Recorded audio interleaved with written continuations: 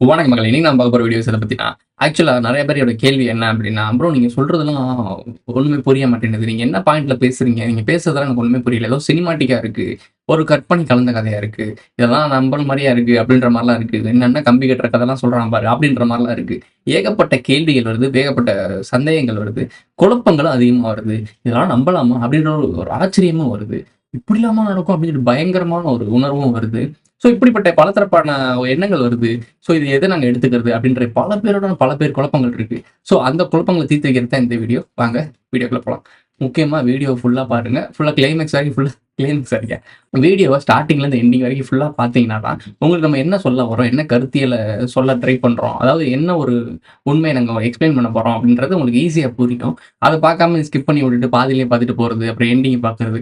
So இந்த முரண்பாடோட பார்க்க வேணாம். ஒரு வீடியோ எப்படியும் ஒரு 15 நிமிஷம், 20 நிமிஷம் தான் பேச போறோம். அந்த 20 நிமிஷத்த நீங்க ஒதுக்கி முழுசா பார்த்துட்டு, அதுக்கப்புறம் அதுக்கு லைக் போடலாமா? கமெண்ட் போடலாமா? இல்ல சேனல அன்சப்ஸ்கிரைப் பண்ணலாமா? அப்படின்றத நீங்க தான் முடிவு பண்ணணும். சரி ஓகே. நம்ம ஆடியன்ஸ்களுக்கு ஒரு ஒரு வேண்டுகோள். வீடியோ பார்க்கறதுக்கு முன்னாடி முதல்ல லைக்க போட்டு, சேனல சப்ஸ்கிரைப் பண்ணாம இருந்தீங்கன்னா, சப்ஸ்கிரைப் பண்ணிடுங்க. பெல் ஐகான ஆல்ல போட்டுருங்க. உங்களுடைய கருத்துக்கள நம்ம வீடியோஸ முழுசா பார்த்து முடிச்சுட்டு, அந்த கருத்துக்கள கீழ கமெண்ட்ல சொல்லுங்க. அப்புறம் வீடியோவ முழுசா பாருங்க. வாங்க வீடியோக்குள்ள போலாம்.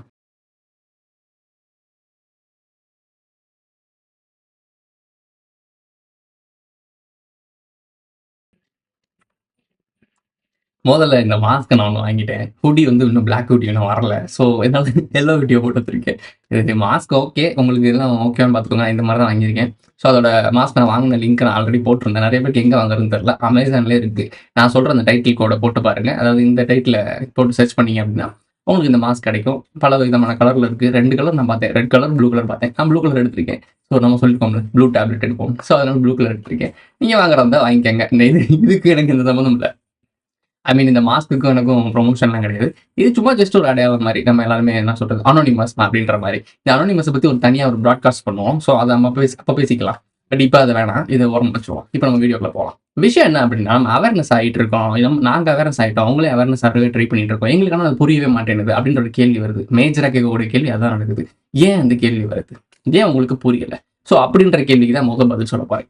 இப்ப என்ன ஒரு மேட்டர் அப்படின்னா, இப்ப நாங்க புரிஞ்சுக்கிட்டோம் அப்படின்னா, நான் சின்ன வயசுல இருந்தே சின்ன சின்ன தப்புகள் பண்ணுவோம்ல. அதாவது விவரம் தெரியாம இருக்க வயசுல தப்புகள் பண்ணுவோம். அது பண்ண தப்புல இருந்து பாடம் கத்துக்கணும். அதாவது தப்பு பண்ணி அதுல பாடம் கத்துக்கிட்டு இதுக்கப்புறம் அத பண்ணாம இருக்கணும். ஸோ அந்த விஷயங்கள்ல நான் சின்ன வயசுல இருந்து அது யூனிக்கா தான் வந்திருக்கேன். தப்பு தப்பா பண்ணிட்டு சின்ன விஷயத்துல தெரியாம தானே பண்ணுவோம். அந்த மாரிலாம் பண்ணிட்டு, ஓகே இதெல்லாம் பண்ணக்கூடாது. இதெல்லாம் பண்ணா நம்மள கேள்வி கேட்கறாங்க. 4 பேர் நம்மள கேள்வி கேட்கக்கூடாது. எனக்கு சின்ன வயசுல இருந்து அந்த அந்த ஒரு விஷயம் இருக்கு. யாராச்சும் என்னை கை கட்டி "என்னடா இப்படி பண்ணிட்ட?" அப்படின்னு கை காட்டினா எனக்கு பிடிக்காது. ஸோ அதுக்காகவே நான் வந்து எதுவுமே பண்ணாம இருப்பேன். இத பண்ணா அவன் கேள்வி கேட்பான். எதுக்கு நம்ம பண்ணிக்கிட்டோம்? நம்ம பாட்டுக்கு வேலைய பார்த்துட்டு போவோம். அப்படின்ற மாரி இருந்தேன். இது ஒரு பாயிண்ட்ல எனக்கு இந்த இடத்துல வந்து நிக்கிறதுக்கு ஒரு ஒரு ஒரு முக்கியமான ஒரு பேஸ் லைனா இருக்கு. உண்மை, நேர்மை, ஒழுக்கம் இருக்கணும். டிசிப்ளின் ரொம்ப ரொம்ப முக்கியம். டிசிப்ளின் இருந்தா தான் நீங்க ஒரு சில விஷயம் தப்பான விஷயம் பண்ண மாட்டீங்க. ஏன்னா ஞானம்ன்றது வந்து வேல்யூபிளான ஒரு விஷயம். இப்ப இருள் பயிற்சியா இருக்கட்டும், மெடிடேஷனா இருக்கட்டும், குண்டலினியா இருக்கட்டும், எத எடுத்தீங்கனாலுமே அதுல ஒரு டிசிப்ளின் இருக்கணும். இப்ப டிசிப்ளின் இல்ல, ஒழுக்கம் இல்ல, ஒரு நல்ல தூய்மையான மனம் இல்ல அப்டின்னா, அதை அவேக்கனிங் பண்ணி அந்த ஞானத்த எடுத்தீங்க அப்டின்னா, அந்த ஞானம் ஞானத்த எடுக்கவே முடியாது. அதான் பிரச்சனையே. ஏகப்பட்ட பேர் கேட்பாங்க, ப்ரோ நாங்கலாம் மெடிடேஷன் ரொம்ப வருஷமா பண்றோம். எங்களுக்கு அது கிடைக்கவே மாட்டுதுன்னு சொல்லுவாங்க. அதே மாரி இந்த தீட்சை குடுக்குறது, அதே மாரி குண்டலினி அவேக்கனிங் பண்றதுக்கு 12 வருஷம் ஆகும் அப்டிலாம் சொல்லுவாங்க. இதோட காலக்கோடு ஏன் அப்டி சொல்றாங்க அப்டின்னா, ரொம்ப லாங் டைமோட நீ 12 வருஷம் வரைக்கும் இந்த விஷயத்த அடையறதுக்காக வெயிட் பண்ற அப்டின்னா, நீ கெட்ட எண்ணத்தோட இருந்தாலுமே ஒரு கட்டத்துக்கு மேல உனக்கு இந்த பழக்கமும், அந்த காத்திருப்பும் ஒரு ஒரு அனுபவத்த குடுக்கும். அந்த அனுபவம் என்ன குடுக்கும் அப்டின்னா, உண்மைய குடுக்கும், நேர்மைய குடுக்கும், ஒழுக்கத்த குடுக்கும். அந்த ஒழுக்கம் உனக்கு தன்னால வந்துரும். அந்த 12 வருஷத்துல. அந்த அந்த குரு அப்படி பண்ணுவாரு. அந்த மாரி பண்ணிட்டு அந்த ஒழுக்கம் வந்து ஒரு ஸ்டாண்டர்டான நிலையில வந்துட்ட அப்படின்னா, ஆட்டோமேட்டிக்கா அவேக்கனிங்ன்றது குடுத்துட்டு போயிட்டே இருப்பாரு. ஏன்னா, அந்த அவேக்கனிங்ன்றது சிம்பிள் மேட்டர். அதுக்கு 12 வருஷம் வெயிட் பண்ண தேவையில்ல. ஆனால் ஏன் 12 வருஷம் ஆக்குறாங்க அப்படின்னா, இங்க இருக்க மனித கூட்டங்கள் இந்த மாரி ஒரு கட்டமைப்புல மாட்டிருக்கு. ஸோ, அப்ப அந்த 12 வருஷம் வரும்போது உனக்குன்னு ஒரு ஒழுக்கம், ஒரு ஒரு ஒரு ஒரு ஒரு வழியில வருவ பாத்தியா? அந்த வழியில வரும்போது நீ தேவையற்ற விஷயங்கள்லாம் உதுத்துட்டே வருவ. இப்போ நீ ஒரு அயர்ன் மேன் பார்த்திருக்கீங்கல்ல? கவசம் போட்டிருப்பாரு. அவரோட ரூம்குள்ள ஒவ்வொன்னா தனித்தனியா ஆட்டோமேட்டிக்கா கழண்டு போகும்ல. ஸோ அந்த மாரி உங்கள்ட்ட உடம்புல இருக்கக்கூடிய கோவம், வெறுப்பு, ஆசை, காமம் இது எல்லாத்தையும் ஒவ்வொன்னா தொறந்துகிட்டே போவ. வாழ்க்கையோட பர்ப்பஸ்ல எல்லாத்தையுமே நீ இழந்துகிட்டே வருவ. ஸோ அப்படியே போகும்போது ஒரு கட்டத்துக்கு மேல நீயே நிப்ப. அதாவது இப்போ என்ன ஒரு பெர்சன நீயா நிப்ப. ப்ரோ நான் கதிர் அனுப்பனா கிடையவே கிடையாது. உனக்குள்ள இருக்க ஆன்மாவா நிப்ப. ஸோ அப்போ உனக்கு அது குடுக்கும்போது, அவர் குடுக்கணும்னு கூட அவசியம் இல்ல. ஒரு சிலவங்களுக்கு ஆட்டோமேட்டிக்காவே புரிஞ்சிரும். பட் அந்த இடத்துல அவர் அந்த ரகசியத்த சொல்லுவாரு. இதுதான்டா மேட்டர் மைண்ட் என்னன்னு அப்படியாண்டு அப்படியே கடந்து போக ஆரம்பிச்சுருவாங்க. இதுதான் பேஸ் லைன். குண்டலினி இந்த குருக்களுடைய வழிநடத்தல் இதெல்லாம் அந்த டைமிங்ல. பட் இருள் பயிற்சியில என்ன மேட்டர் அப்படின்னா, நம்ம கன்டென்ட்குள்ள போலாம். இது நான் உங்கள்ட்ட பேஸ் லைன் சொல்லிட்டேன். ஒழுக்கம், நெறிமுறை வந்து ஸ்பிரிச்சுவல்ல ஏன் அப்படி கடைபிடிக்கிறாங்க அப்படின்றத சொல்லிட்டேன். ஏன்னா, அவங்களுக்கு அப்பதான் அந்த ஞானம் கிடைக்கும். ப்ரோ இப்ப நாங்க சன்னியாசியா இல்லாம நாங்க துறவரத்துல போலசோ, நான் குடும்பத்தோட இருக்கோம். ஒரு உலகியல் வாழ்க்கையில இருக்கோம். நாங்க எப்படி இதெல்லாம் புரிஞ்சுக்கிறது? அதுக்கு தான் இப்ப 2வது பாயிண்ட். இப்ப ஹஸ்பண்டா இருந்தா ஒய்ஃப்க்கு, ஒய்ஃபா இருந்தா ஹஸ்பண்டுக்கு, குழந்தையா இருந்தா அப்பாக்கு, அப்பனா இருந்தா பிள்ளைக்கு, அப்பாவா இருந்தா பிள்ளைக்கு, தாத்தாவா இருந்தா பேரனுக்கு, இந்த மாரி ஒரு உறவு முறைகள் இருக்குல்ல. இந்த உறவு முறைகள்ல ஒழுக்கமா இருக்கியா? தாத்தாவா இருந்தா பேரனுக்கு சரியான கைடன்ஸ் குடுக்குறியா? தப்பு செஞ்சா நம்மள கண்டிக்கிறியா? கரெக்ட்டா வழி நடத்துறியா? இந்த ஒரு பொறுப்ப நீ கரெக்ட்டா எடுத்து பண்றியா? ஏன்னா, மனித உலகத்துக்கு இப்படி ஒரு பொறுப்புகள் வரவே தேவையில்ல. அப்படி இந்த பொறுப்புக்குள்ள நீ வந்துட்ட அப்படின்னா, அந்த பொறுப்புக்கான ரெஸ்பான்சிபிலிட்டி நீ எடுத்து தான் ஆகணும். இப்போ இப்ப நார்த்திகம் என்ன சொல்லுது? சரி நார்த்திகத்துக்கு அப்புறம் வருவோம். முதல்ல நம்ம கட்டமைப்புக்குள்ள வருவோம். அதாவது லௌகீக வாழ்க்கையில வாழ்ந்துட்டு இருக்கீங்கல்ல, உங்களுக்கு ஒரு விஷயத்த சொல்லிடுறேன். நீங்க ஒரு ஒரு வீட்ல ஒரு தலைவரா இருக்கீங்க. ஒரு தலைவியா இருக்கீங்க. 2 பேர்ல யார வேணா எடுத்துக்கோங்க. ஒவ்வொருத்தரும் பிரிச்சு பேச முடியாது. ஒரே ஆள் சொல்றேன். நீங்க அப்படியே மேனேஜ் பண்ணிக்கோங்க. நம்ம பெண்ண வச்சே சொல்லுவோம். ஏன்னா இப்ப ஆண வச்சு சொன்னோம்னா என்ன சொல்றாங்க? அப்ப பெண்கள் இல்லையா? அப்படின்னு கேள்வி வரும். பெண்கள வச்சு சொல்றோம். வீட்டின் தலைவியா இருக்கீங்க. உங்களுடைய வேலைகள்லாம் என்ன இருக்கும்? குழந்தைகள பார்த்துக்கிறது, வீட்ட கிளீன் பண்றது, வீட்ட பார்த்துக்கிறது. அப்புறம் உங்களுக்கு ஜாப் போறீங்கன்னா, ஜாப் போறது. இந்த எல்லாமே குழந்தைகளோட மெயின்டனன்ஸ், ஹஸ்பண்ட பார்த்துக்கிறது. ஏகப்பட்ட வேலைகள் உங்களுக்கு இருக்கும். இதெல்லாம் கரெக்ட்டா நீங்க ப்ராப்பரா உங்களுடைய ஷெட்யூல் போட்டு, அதுல ஒழுக்க நெறியோட கடைபிடிக்கிறீங்களா?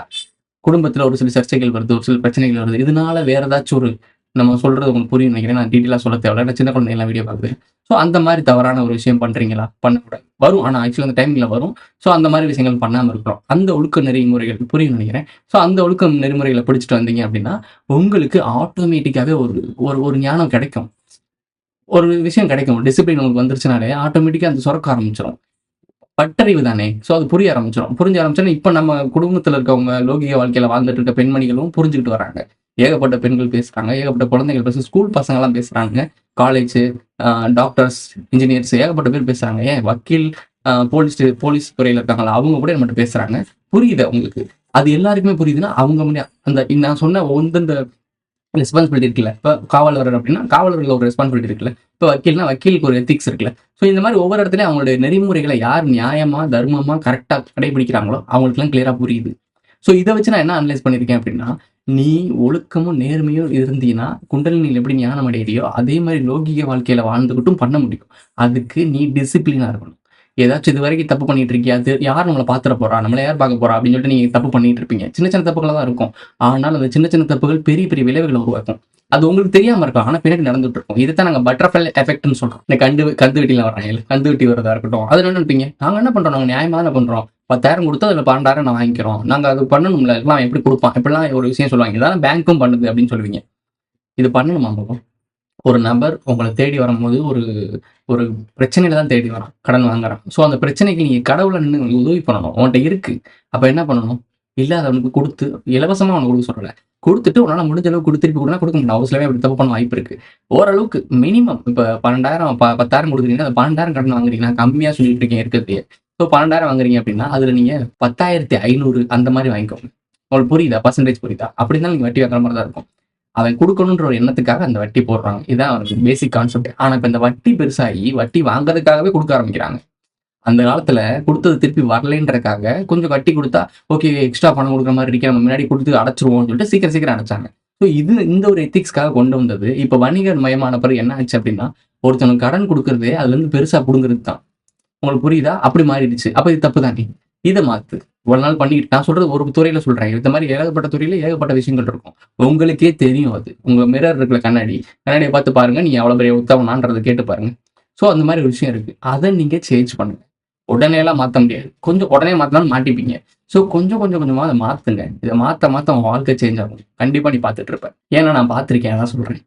நீங்க பார்த்துருவீங்க. இந்த மாரி வட்டிய குறைச்சு குடுக்க ஆரம்பிச்சீங்கன்னா, நாளைக்கு அவனுக்கு ஏதோ ஒரு சிச்சுவேஷன் இருக்கும். குழந்தைக்கு ஏதோ ட்ரீட்மெண்ட்டுக்கா இருக்கட்டும். என்ன சொல்றது? இந்த காலேஜ் ஃபீஸ் கட்டுறது ஏதாவது ஒரு முக்கியமான இடத்துல காசு தேவைப்பட்டுருக்கும். நீங்க கடனா குடுக்கும்போது, அந்த இடத்துல நீங்க அவனுக்கு கடவுள். அவன காப்பாத்திருக்கீங்க. அவன பொறுத்தவரைக்கும். அப்போ அங்க நீங்க ஒரு வேல்யூபிளான ஒரு ஒரு இடம் பண்றீங்க. இந்த பிரபஞ்சத்துக்கு ஒரு பாசிட்டிவ் வைப்ரேஷன கிரியேட் பண்றீங்க.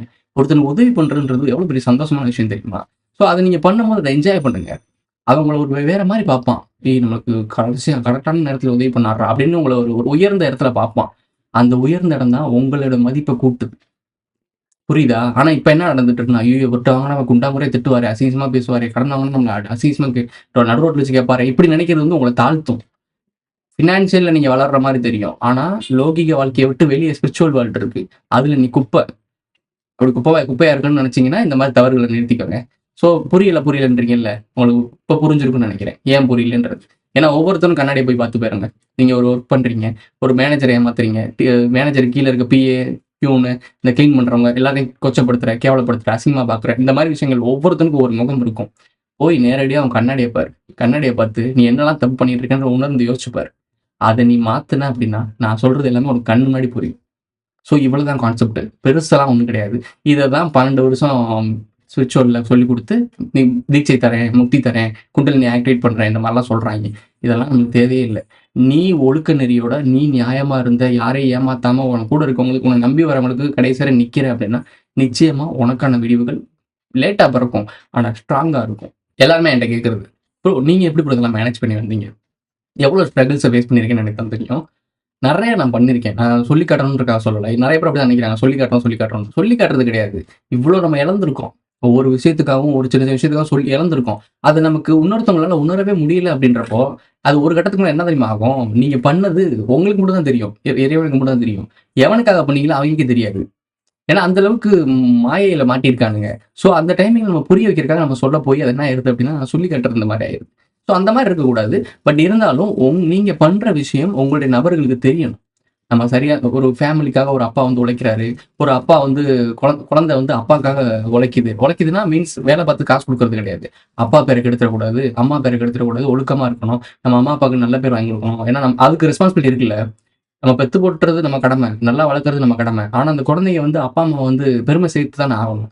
ஏன்னா அவங்க பிறந்திருக்காங்கன்றப்போ, இந்த உலகத்துக்கு வந்து விட்டுரும்போது, அவங்களுக்கு ஒரு ஃப்ரீடம் இருக்கு. எங்க வேணா பழகலாம், யார்ட்ட வேணா பழகலாம். ஒரு ஃப்ரீடம் இருக்கு. எல்லா டைமும் அம்மா, அப்பா கூட இருந்து பார்க்க முடியாது. ஆனா அந்த குழந்தைகளுக்கு ஒரு ரெஸ்பான்சிபிலிட்டி இருக்கணும். நாம பண்ற தப்புனால நம்மள பெத்த கடமைக்காக அவங்களும் கெட்ட பேர் வரும்.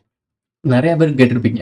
அ ஒரு குழந்தைய ஸ்கூல் போனா ரோட்ல விளையாண்டுட்டு இருக்கும் ஒரு ஊதாரித்தனமா திரிஞ்சுன்னு வச்சுக்கோங்க. பெத்தவங்க எப்படி ஊர் மேய விட்டுருக்காங்க பாருங்க. இந்த கேள்வி தான் ஃபர்ஸ்ட் வரும். நீங்களே சொல்லியிருப்பீங்க ஏகப்பட்ட பேரு. இதுக்கான காரணம் என்ன? பெத்தவங்க கிடையாது. பெத்தவங்க சரியான விஷயங்கள்லாம் செஞ்சு குடுத்துருப்பாங்க. ஆனா வளர்ந்த விதம் அவைங்க தான் ரெஸ்பான்சிபிலிட்டிய தூக்கி போட்டுருப்பானுங்க. இந்த ரெஸ்பான்சிபிலிட்டிய யங் ஜெனரேஷன் குழந்தைகளா இருக்கவங்க எடுத்துக்கணும். இத எடுத்துக்காம விடுறது இந்த எஜுகேஷன் கரெக்ட்டா குடுக்கப்படுதுல்ல. அதான் இங்க பிரச்சனையே. முக்கியமான விஷயங்கள் பெண்களுக்கு சொல்லணுங்க. நீங்க குழந்தைன்னு சொன்னா எல்லாம் வந்துரும். பட் இந்த பெண்களுக்கு மட்டும் தனியா சொல்லணும்னு நினைச்சேன். அதுக்கு ஒரு தனியா வீடியோ போடணும். ஆனா ஷார்ட்டா ஒண்ணு சொல்றேன். பெண்கள் உங்களுடைய பழக்கவழக்கங்கள்ல ஒரு லாயல்ட்டியா இருங்க. ஆண்களுக்கும் சேர்த்து தான். பெண்கள் நான் சொல்றனால ஆண்களுக்கும் சேர்த்து தான். அதுவும் நடக்க தான் செய்யுது. பட் எனக்கு தெரிஞ்சு இப்ப நான் கண்ல பார்க்குறது மேஜரா பெண்கள் வந்து ரொம்ப ரொம்ப ஈஸியா ஃப்ரீடம் அப்படின்ற பேர்ல நெறைய பண்ற மாரி தெரியுது. அது நான் இருந்த காலகட்டத்தில இருந்த பெண்களும், இப்ப இருக்க அது நானும் ஆதி காலத்திலே வளர்ந்தேன். ஒரு 6 வருஷத்துக்கு முன்னாடி இருந்த ஒரு ஜெனரேஷனும், இப்ப இருக்க ஜெனரேஷனும் எனக்கு தெரிஞ்சு ரொம்ப ஒரு மாரி டேஞ்சரான சிச்சுவேஷன்க்குள்ள போற மாரி தெரியுது. இது இப்ப தெரியாது உங்களுக்கு. உங்களுக்கு இப்ப இருக்க ஜெனரேஷனுக்கு இப்போ ஜாலியா இருக்கும், குதூகலமா இருக்கும். பொங்கல் பண்டிகைன்னு சொல்லி கொண்டாடிட்டு இருக்காய்ங்க. பொங்கல் பண்டிகைன்னா என்ன? நாட்டுப்புற பாட்டு போட்டு, அந்த இயற்கை நம்மளுடைய வரலாற்று ரீதியா பேசி, பொங்கல்னா எதுக்கு கொண்டாடுறோம்? அந்த மாரி வைப் பண்ணி ஜாலியா கொண்டாடலாம். நல்லாருக்கும். ஆனா இவங்க பொங்கல் பண்டிகைக்கு என்ன மாரி கொண்டாடிட்டு இருக்காங்கன்னு ஒரு காலேஜ்ல வீடியோ கிளிப்ப பாருங்க. நியூஸ்ல போடுறாங்க.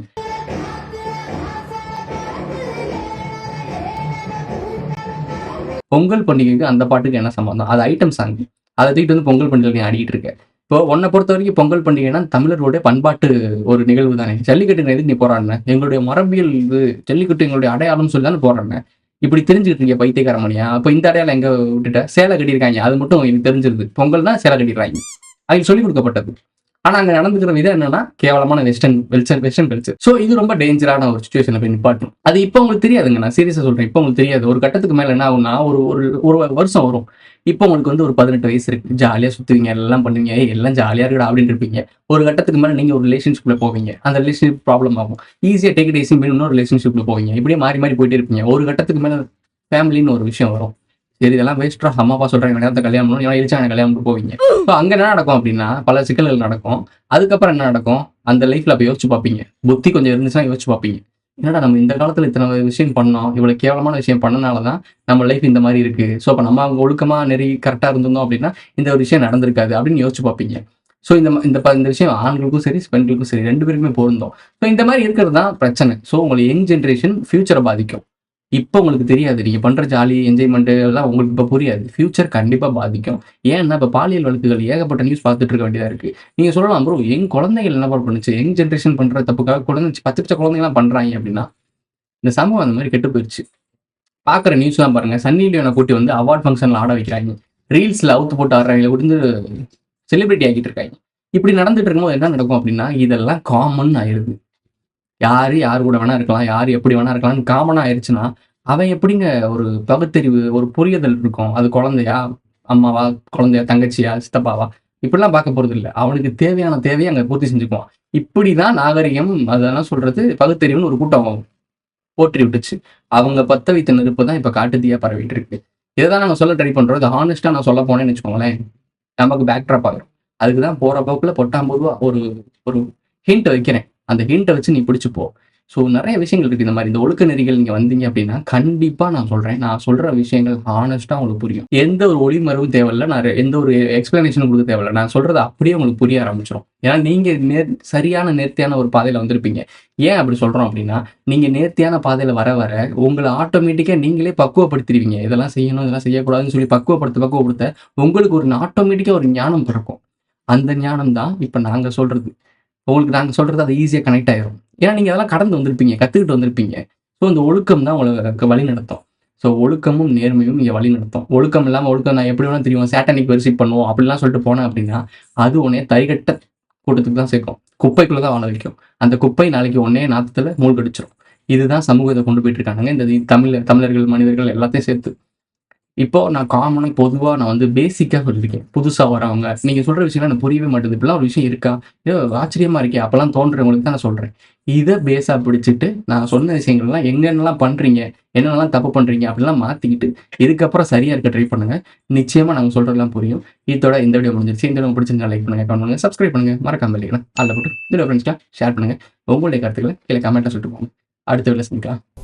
The choice is yours.